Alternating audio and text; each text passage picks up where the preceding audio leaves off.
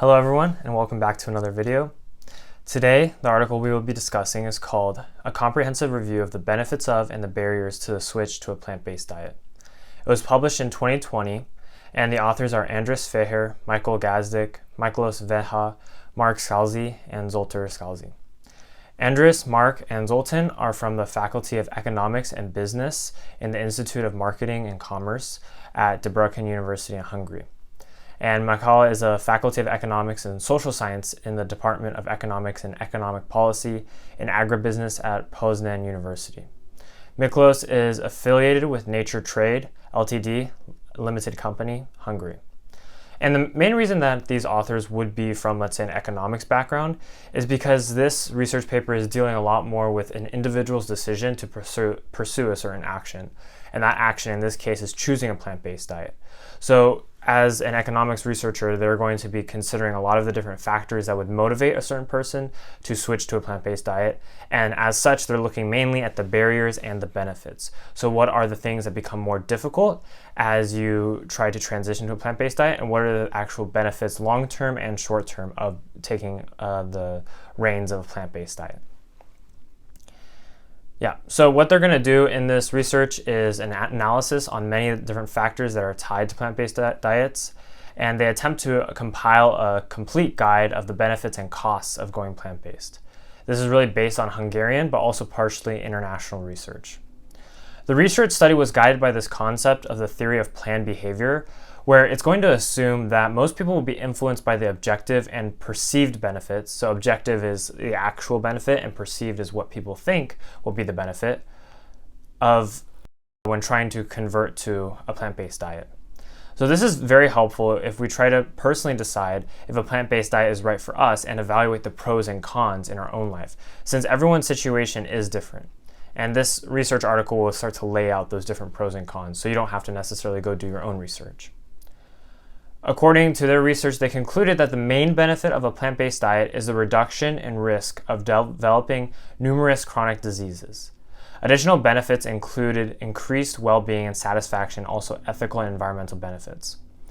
As you know from my last video, right, we talked a little bit about the role of plant-based diets in reducing digestive system cancers. So that's already a given benefit. And if you haven't watched that video, I'll kind of link it up here. But continuing on, the actual losses that are experienced by switching to a plant-based diet was reported as the loss of enjoying the taste of meat, so kind of like a flavor, and also the struggle to give up meat due to the convenience of meat in today's world. So I think this is a very big point because in today's world, meat is very easy and accessible, and it's also been more embedded into a lot of different cultures around the world. So giving that up and having to pave a new path where you have more plant-based focus can be pretty difficult. And the lack of certain ingredients in foods to avoid meat also potentially can be counted as a downside. On a larger scale, factors such as social barriers, discrimination, negative effects on mental health, and financial barriers can influence a person's choice of whether or not they should or even can switch to a plant-based diet. Okay, now we're going to be getting into the background around this research. So obesity, diabetes, heart disease, respiratory conditions, and cancers are responsible for 63% of total deaths around the world every year. Chronic, which means long-term diseases, make up almost 45.9% of all diseases around the world. The research cites that around 40 to 60% of illnesses develop on diet and depend on diet due to a great extent.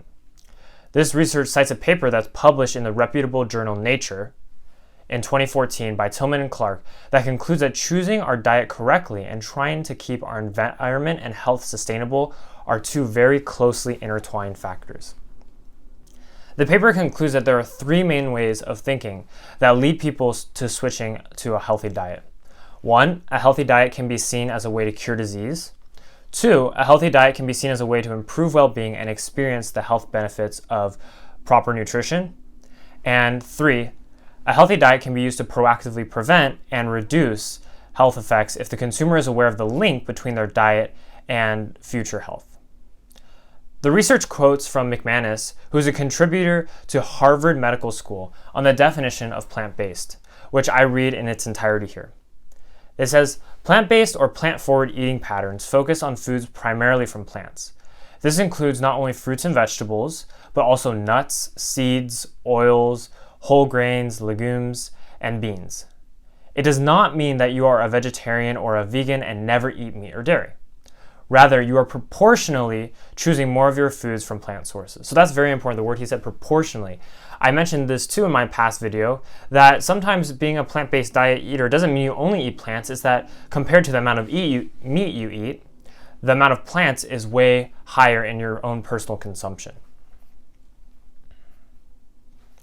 And like we mentioned, right, the previous video that had a study of 3,059,009 subjects, we saw that their own personal definition that they did in that research actually sort of lines up with McManus's definition. The paper provides the following types of diets. Vegans completely avoid all animal-based products, but there are a few subtypes of vegetarians. So this is where we break up and try to discern what kind of diets exist and which ones are going to be used in this paper. The subtypes of vegetarians include lacto-vegetarians that consume milk and dairy, semi-vegetarians that are predominantly plant-based but can have fish and poultry. Then we also have flexitarians who eat mostly vegetables and fruits but don't give up on meat or fish. And lastly, pesco-vegetarians, which can have fish, eggs, and dairy. Eating plant-based has been around for hundreds of years. The article claims, as it cites well-known plant-based figures including Plato, Mahatma Gandhi, and Albert Einstein. The article speaks on the increasing popularity of plant-based diets in today's culture, but draws on a difference from past fad diets in saying that plant-based diets are actually supported by research evidence. Just some fast facts here. India has the highest proportion of vegetarians, with around 30 to 40% of the population being vegetarian. Changing to a plant-based diet involves perceived and objective barriers, like we mentioned before, and also benefits. And change will only occur if benefits outweigh the barriers. The research uses a theory of plant behavior model that is shown here for the research. The study excluded the definition of plant-based diets to be prescribed for chronic illness treatment and instead focused on people's personal preference in choosing to switch to a plant-based diet out of their own free will. So this would not be, for example, if someone had a chronic heart condition and eventually their doctor prescribed them to a plant-based diet to help treat that heart condition. That would not be included in this study. This study is primarily if you're already healthy and you choose on your own free will to go and switch to a plant-based diet. So here are the general recommendations outlined by the research for their definition of what a plant-based diet should be consisting of. I think this is a really great resource for anyone wondering where to start and also what to eat when they begin the transition to a plant-based diet.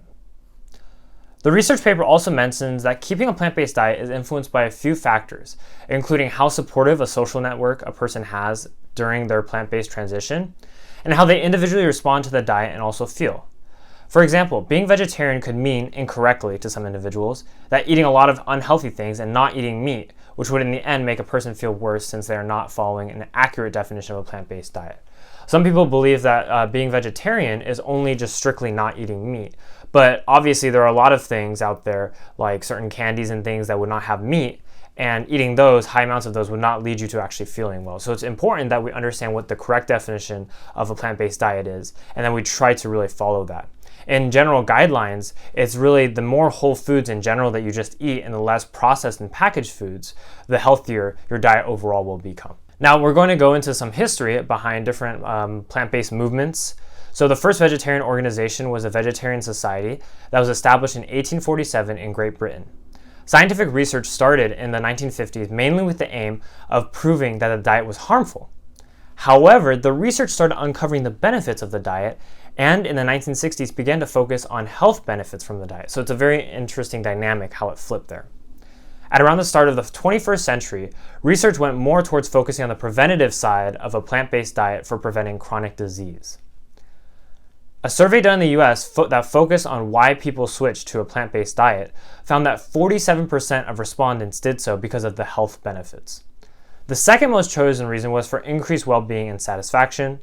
Animal welfare and helping the environment were significantly less frequent of options chosen.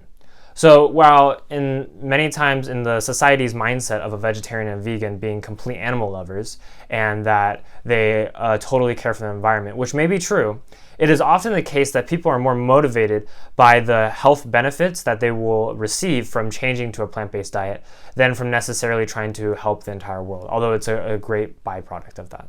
The table here provides objective, which is going to be like scientific and lab-based findings, as well as perceived, which would be survey-based findings, benefits of plant-based diet, and their corresponding publications for the studies that support them. So you can definitely go check those out. The research study continues on to expand the beneficial health factors that come from plant-based diets through citing a study done by Burko and Bernard, where vegetarian men weighed 4.6 to 12.6 kilograms less, and vegetarian women weighed 2.9 to 10.6 kilograms less than non-vegetarians.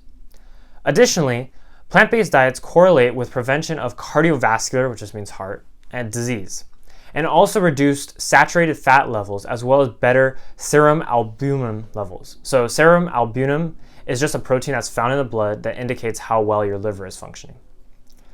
Under a plant-based diet, additionally, the amount of magnesium, potassium, folic acid, fibers, antioxidants, including vitamin C and vitamin E, and also phytochemicals is all higher. Just to be clear, the definition really of an antioxidant is antioxy. So anti is like against, oxy is really referring to oxygen. And in my previous video, you can go check that out, but I talked a little bit about free radicals and how they're pretty much like unpaired oxygens. So antioxidants work to help rid the body of those free radicals. And we also mentioned in the last video how free radicals can lead to cancer. Phytochemicals in plants are for protection against bacteria within the plant and against other invaders, but they also offer immune benefits to humans as well. With plant-based diets, fewer people have died from heart disease and less people have type 2 diabetes, dementia, gallstones, kidney diseases, rheumatoid arthritis, and different types of allergies. Cholesterol and blood pressure of vegetarians is found on the lower end of the normal range, which is usually a good thing as the majority of the population struggles to meet the middle range and they're on the higher end. The research paper cites the International Agency for Research on Cancer, which says that red meats are likely carcinogenic, which means cancer-causing, while processed meats are definitely carcinogenic for humans. In regards to the economical impacts of large-scale plant-based diets, so this is where we're studying a lot of this plant-based diet impacts on the individual level with certain things that an individual would miss out on if they went to a plant-based diet, but also certain things that they might gain, as well as looking at it from a larger bird's eye perspective of if, for example, if the entire population of the US were to go vegetarian suddenly, what would be the impact? And so in regards to the economic impacts of large-scale plant-based diets, those who are on a plant-based diet tend to spend less money on healthcare while also having an improvement in a higher quality of life. Now imagine that, right? You don't have to spend as much usually because what your diet is doing is it's preventing a lot of those costly diseases that would require certain operations like surgery or intensive medications in order to reverse them. For environmental impact, the study talks about Denmark's life cycle assessments that are used to compare the impacts of traditional diets with vegan and vegetarian diets. The vegan and vegetarian diets produce better results for environmental impact than the traditional diet from their assessment. Similar to the previous assessments of benefits with a plant-based diet, the following table shows potential barriers towards a plant-based diet and cites other papers that have examined each barrier. The research study cites a survey performed on 410 meat consumers with the aim of better understanding the largest perceived barrier towards switching to a plant-based diet. The top number one reason in this study was participants' enjoyment of eating meat. So this perceived idea that they will miss out on the taste of meat and the aroma of meat and all of those from switching to a plant-based diet is a very strong worry and cause for concern when switching to a plant-based diet. So now the study begins to evaluate popular arguments against a plant-based diet, like that of people who argue against that there could be essential nutrient deficiencies. Some researchers claim that there is no difference between plant and meat protein sources and that there are a good variety of plant protein sources such as soy products like tofu, seitan, and tempeh. Seitan is a wheat-based protein replacement and tempeh is made from fermented soybeans. Vegans can experience some deficiency in vitamin B12 and vitamin D, as well as that of riboflavin, iron, calcium, and zinc, since this particular diet type does not eat liver, meat, milk, and dairy products and eggs where these nutrients are typically found. One notable alternative source of B12 for people on a plant-based diet is nori, which is dried edible seaweed. Plant-based diet consumers may also consider taking B12 supplements.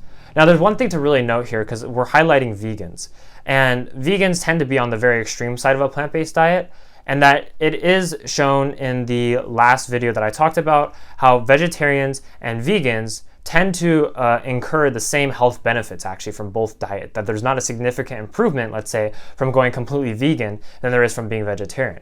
So this is where I personally am a pescatarian, where I would eat like fish and then dairy, but mainly try to eat more vegetables, right?